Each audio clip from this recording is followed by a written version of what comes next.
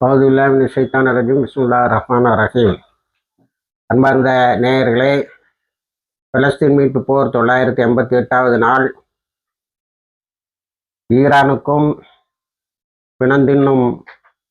மனித பிணந்தின்னும் கல்குகளாகிய இஸ்ரேலுக்கும் அமெரிக்காவுக்கு இடையே நடக்கின்ற இந்த யுத்தம் 88, 89வது நாள். இதில் நேற்று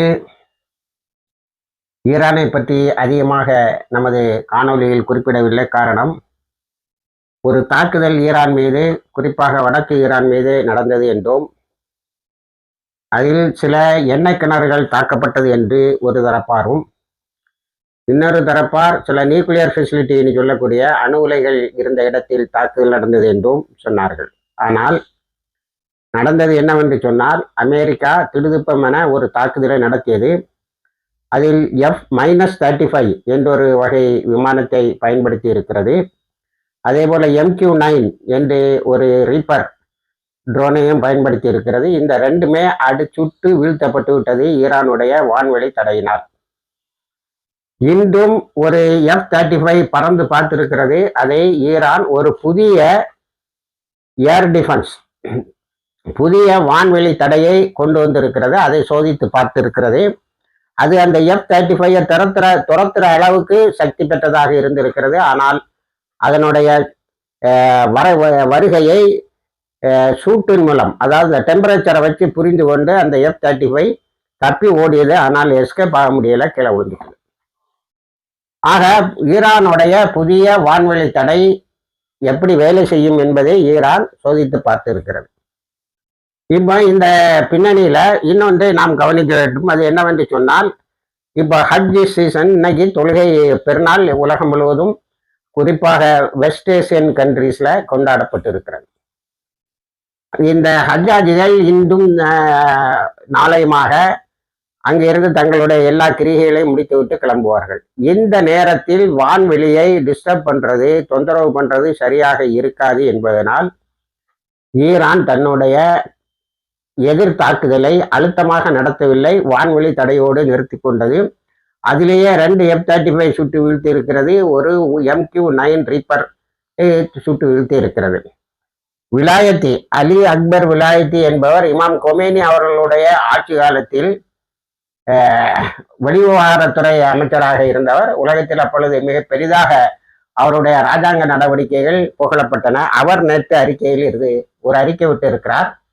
அதில் நீங்கள் உங்களை பழி வாங்காமல் விடமாட்டோம். இன்னும் அவர் அந்த IRGC-யினுடைய பாதுகாப்பு குழுவில் இருக்கிறார். உங்களை பழி வாங்காமல் விடமாட்டோம், ஆனால் அதற்கு இது தருணம் அல்ல என்று சொல்லியிருக்கிறார்.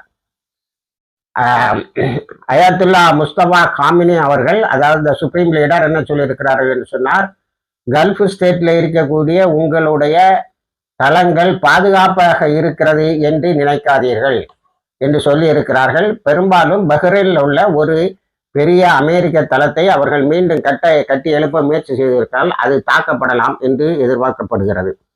ஆனா இப்போதைக்கு நமக்கு என்னன்னா, வெளியில உள்ள சில ஊடகங்களில் பேசப்படுவது போல சபா நியூஸு, அல் ஜசீரா போன்ற நமது இஸ்லாமிய ஊடகங்கள் இந்த யுத்தத்தை பெரிதாக எடுத்துக்கொண்டதாகவே தெரியவில்லை. இந்த அமெரிக்க கப்பல்கள் போர் விமானங்கள் வந்தன, அது அடித்து வீழ்த்தப்பட்டத என்பதை தவிர, இன்னொன்று சில லேண்ட் மைனிங் போட்ஸ் மீது தாக்குதல் நடத்தி இருக்கிறார்கள். அதில் 10 ஈரானுடைய கப்பல் படையை சார்ந்தவர்கள் காயம்பட்டதாக தெரிகிறது. அதை ஈரான் அபிஷியலா இன்னும் அதை வெளியிடவில்லை. ஆனா இதுக்கெல்லாம் மேல ஒரு ஷாக்கிங் நியூஸ் என்னன்னா, அமெரிக்கா தன்னுடைய பிளாக்கேடை அதாவது அந்த ஹர்மூஸ் அணைக்கு 200 கிலோமீட்டருக்கு அந்த பக்கம் ஒரு முற்றுகைங்கிற பேர்ல போய் உட்கார்ந்துட்டு இருக்கான் பாருங்க, அதுல இருந்து திரும்ப போய் விடுவதாக ஒத்துக்கொண்டு இருக்கிறது.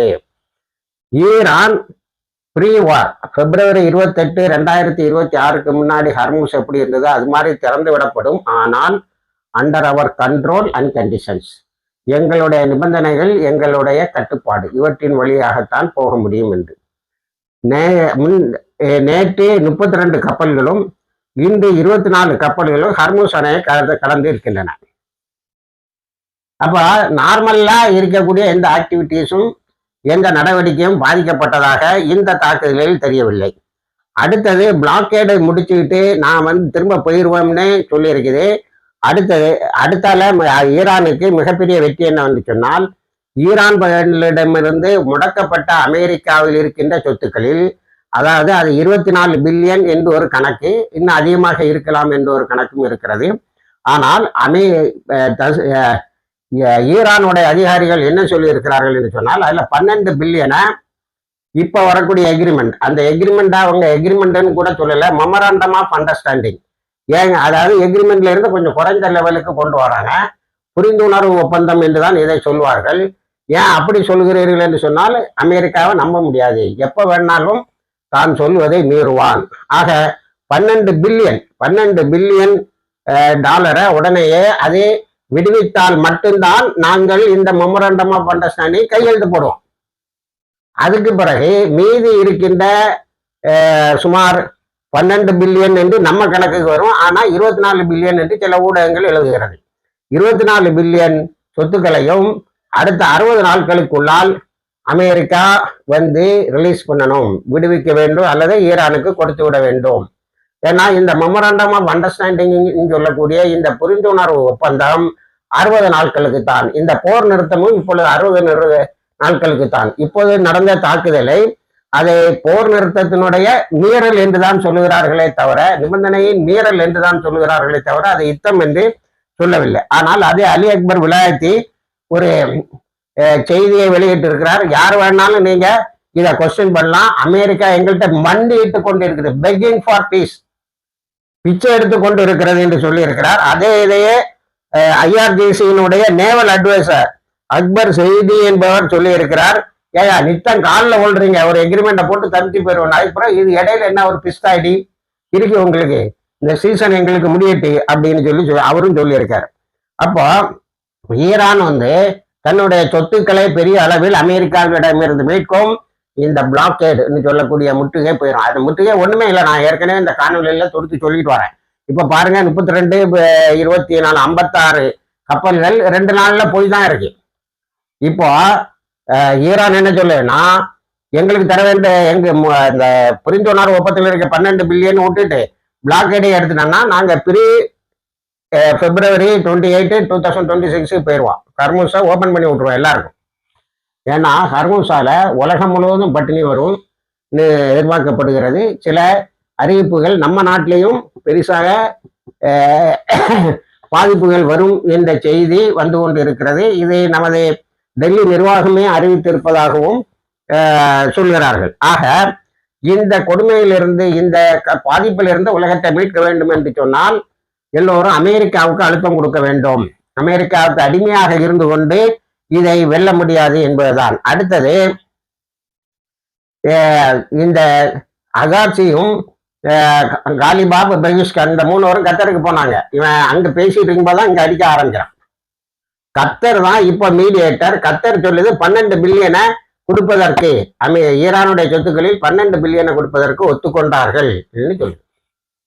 அதே போல 60 நாளைக்குள் மீதி உள்ள முடக்கி வைக்கப்பட்ட ஈரானுடைய சொத்துக்களை கொடுத்து விடுவார்கள் என்று கத்தருடைய செய்தி நிறுவனங்கள் பேச்சுவார்த்தையில க்ளோஸா இருக்கிறவங்க சொல்றாங்கன்னு நம்ம அல் ஜசீரா உட்பட எல்லா செய்தி நிறுவனங்களும் சொல்லுகின்றன. இதுல என்னன்னா, ஒருவேளை ஈரான் இந்த ஹஜ்ஜோடைய கிரியைகள் எல்லாம் முடிஞ்சு வளைகுடா நாடுகளில் உள்ளவங்க அல்லது உலகம் முழுவதும் உள்ள ஹஜ்ஜாஜிகள் அவர்களுடைய இல்லங்களுக்கு போன பிறகு தாக்கினால் இந்த போர் தொடரலாம்.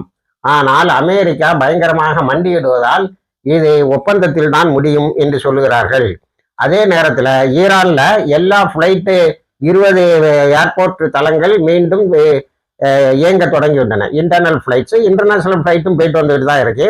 அதே மாதிரி எல்லா பெட்ரோகெமிக்கல் கம்பெனிஸும் மீண்டும் எப்படி February 28க்கு முன்னால் இயங்கிச்சோ அதே மாதிரி ஃபுல் கெப்பாசிட்டி முழு அளவில் இயங்க தொடங்கி இருக்கின்றன. ஒருவேளை இதை ட்ரம்பை உறுத்தி இருக்கலாம். என்னடா எல்லாம் அங்கே நார்மலா போச்சு, இங்க என்னன்னா நம்ம நாட்டில் எல்லாமே ஒப்பாரி வைக்கிறான், நஷ்டமாயிட்டு ஜெட் ஃபியூவல் இல்லை ஒப்பாரி வைக்கிறான்னு. இப்போ இந்தியாலையும் ஜெட் ஃபியூவல் பற்றாக்குறையால் சில போக்குவரத்துகள், விமான போக்குவரத்துகள் விலை அதிகமாகுது. அதனால அதை நாங்கள் நம்பர் ஆஃப் ஃப்ளைட்ஸ் அதாவது எத்தனை 3800 போயிட்டு இருந்ததோ அதை குறைப்பதற்கு ஏர் இந்தியா போல உள்ள விமான ஸ்தாபனங்கள் முடிவு செய்திருக்கின்றன. அப்போ இப்போ எல்லாமே எதுல இருக்குன்னா, ஹஜ்ஜினுடைய கிரிகைகள் எல்லாம் முடிஞ்ச பிறகும் ஈரான்ல இருந்து 1,00,000 பேருக்கிட்ட ஹஜ்ஜிக்கு போனதாட்டு தகவல் இருக்கு. அப்போ ஹஜ்ஜு கிரிகைகள் எல்லாம் முடிஞ்ச பிறகு ஈரான் ஒருவேளை இப்ப நடந்த தாக்குதலுக்கு, இப்ப 10 பேர் இறந்து போனாங்கல்ல கப்பல் படையை சார்ந்தவர்கள், அதுக்காக தாக்குதல் நடத்தலாம். அடுத்தது நமக்கு கொஞ்சம் மகிழ்ச்சி தரக்கூடிய ஒரு பெரிய செய்தி என்னவென்று சொன்னால், அல் அக்ஸாவில் பெருநாள் தொழுகையை 1,40,000 பேர் இன்று காலை தொழுது இருக்கிறார்கள். 1,40,000. இது நமக்கு ஒரு அன்பிரசிடென்ட் இது கொடுக்குது, இது கான்பிடன்ஸ். ஒரு வரலாற்றில் இல்லாத ஒரு நம்பிக்கையை ஏற்படுத்துகிறது. ஏனென்று சொன்னால், எவ்வளவு கெடுபிடிகளுக்கு இடையும் நித்தம் படுகொலைகளும் இடிபாடுகளும் வீடுகளை இடிப்பதும் மக்களை இடம்பெற்று இடம்பெயரச் செய்வதும் நடந்து கொண்டு இருக்கும் போதே இது எங்கள் முதல் கிபிலா, அதை நாங்கள் விட்டுவிட மாட்டோம், அதில் ஈதுல் அஹாவை நாங்கள் 1,40,000 பேர் தொழுவோம் என்று காட்டியிருக்கிறார்கள் என்று பெருமிதத்தோடு இஸ்லாமிக் வக்ஃபு டிபார்ட்மெண்ட் அறிவித்திருக்கிறது. 1,40,000. ஏன்னா அது கணக்கு பார்த்துட முடியும். ஏன்னா இவன் ரொம்ப செக் பண்ணி தானே அனுப்புறான். இது ஒரு பெரிய மகிழ்ச்சியான செய்தி. அத்தனை இஸ்ரேலின் கெடுபிடிகளையும் கடந்து இந்த தொழுகை 1,40,000 பேர் தொழுகிருக்காங்க. அடுத்தது இப்ராஹிம் கலீல் மாஸ்க். இது 4000 வருடத்து வரலாற்றை கொண்டது. இங்க 400 இஸ்ரேலிய குடும்பங்களை சுத்தி வச்சுக்கிட்டு 1500 இஸ்ரேலு காவல்துறையினர் பாதுகாத்துக்கிட்டு இருக்கிறாங்க. எப்படி 400 குடும்பம் வாழ்றதுக்கு 1500 இஸ்ரேலிய போலீஸ். இதுல 300 சகோதரர்கள் உள்ளே புகுந்து இப்ராஹிம் கலீல் மாஸ்கும் அந்த இப்ராஹிம் பள்ளிவாசலும் எங்களுக்குடையதான் என்பதை காட்டும் முகமாக 300 பேர் அங்க தொழுதிருக்காங்க. பயங்கர கடுபிடிகளை தாண்டி வெஸ்ட் பேங்க்ல யூதர்கள் போறதுக்கு ஒரு வழி, முஸ்லிம்கள் போறதுக்கு ஒரு வழி.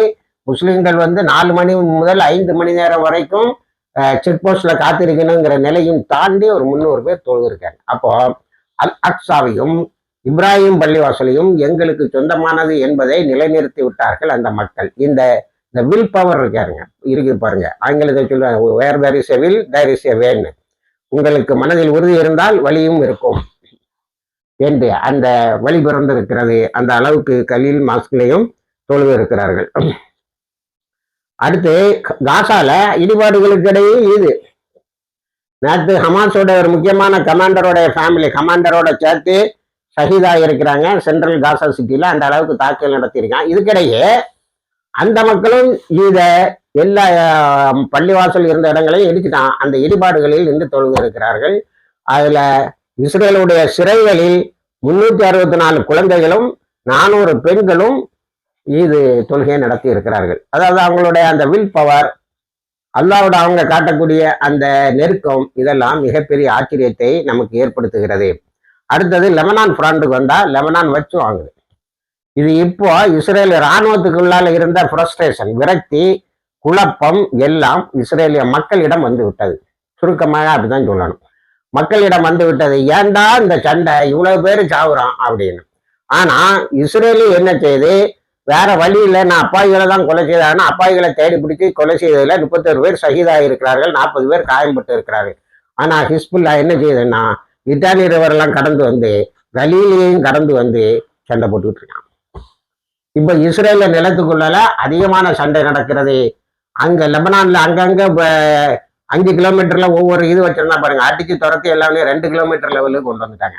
இப்போ அந்த ஆத்தை அவனை கடந்துட்டான்னா லெபனான் முழு வெற்றியை அறிவித்து விடும். நான் ஏற்கனவே சொன்னது போல 26வது வெற்றி நாளை அவர்கள் கொண்டாடி கொண்டு இருக்கிறார்கள். அடுத்தது சிரியாவுக்குள்ளால கொஞ்சம் ஊடுருவல் பண்ணியிருக்கான், அதையும் தாக்கி இருக்கிறார்கள்.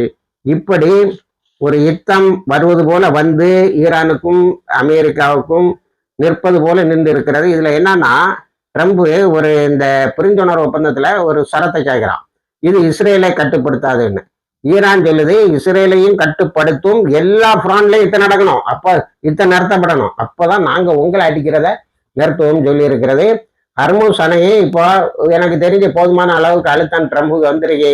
எப்படியாவது பிளாக் எல்லாம் விட்டுக்கிட்டு ஹர்முஸ் அணையை திறந்து விடுங்கள். ஐரோப்பா பட்டினியில் செத்து 43,000 பேர், 43,000 குடும்பங்கள் பட்டினியை எதிர்நோக்குவதாக யூரோப்பியன் யூனியனுடைய செயலாளர் குறிப்பிட்டதை நான் ஏற்கனவே குறிப்பிட்டேன். இணைந்திருங்கள், தகவல்களை தருகிறோம். வாஹிர் தவானா, அல்ஹம்துலில்லாஹி ரபில் ஆலமீன்.